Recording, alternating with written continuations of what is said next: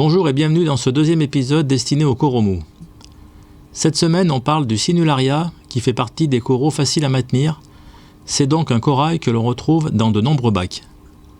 Il existe de nombreuses espèces comme le Flexibilis originaire de la zone Indo-Pacifique, mais qu'on retrouve aussi de la Nouvelle-Calédonie jusqu'à la barrière de corail en Australie. Le Dura, qui ressemble beaucoup au Brassica présent en Indonésie, l'océan Indien, l'Afrique du Sud. Le SP d'Indonésie, des Fidji à la barrière de corail australienne. Tous ces Sinularia se nourrissent principalement de lumière par les algues zooxanthelles. Ils captent aussi du phytoplancton mais en faible quantité. Les tentacules sont courtes et les polypes blancs ou bruns peuvent donner un aspect soyeux. Ce corail robuste tolère les écarts de paramètres d'eau. Il a néanmoins besoin d'un éclairage assez fort ainsi qu'un brassage énergique. Dans un aquarium, on le placera plutôt au milieu du bac. Sachant qu'il peut atteindre plus de 50 cm, il faudra prévoir de la place autour de lui. Pour un bac inférieur à 400 litres, un Sinularia Dura sera plus adapté car sa taille reste raisonnable. Ce corail se nettoie en se débarrassant d'une peau cireuse, c'est la mue, et ainsi il élimine les parasites ou les dépôts indésirables. Le Sinularia est robuste et peu sensible aux maladies. On note quelques cas assez rares de maladies des bandes noires. Cela se caractérise par la présence d'une bande noire de quelques millimètres de large à la surface du tissu.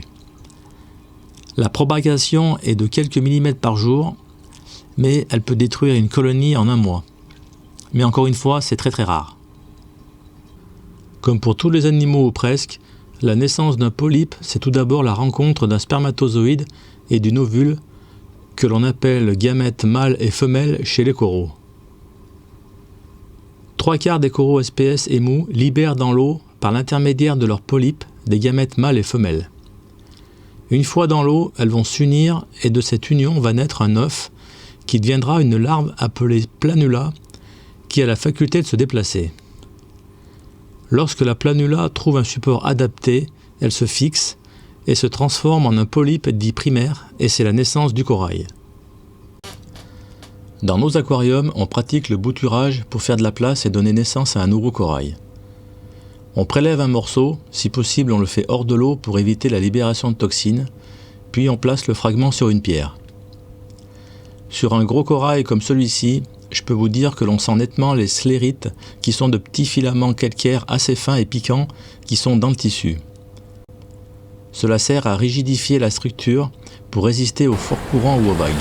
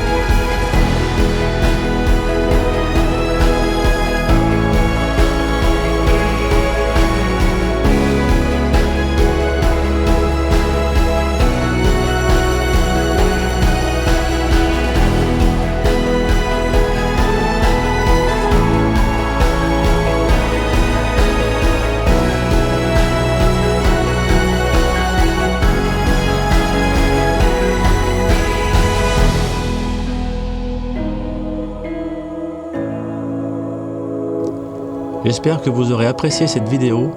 Passez une bonne semaine. À bientôt sur la chaîne. Salut!